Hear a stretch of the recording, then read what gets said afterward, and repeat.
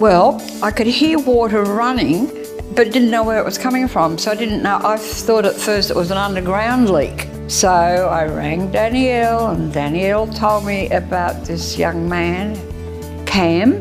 I rang Cam, who I got to know that night because he came that night after hours, which was really good, I thought, for service. And he and his young apprentice fixed it up, and I was able to press the toilet button after that.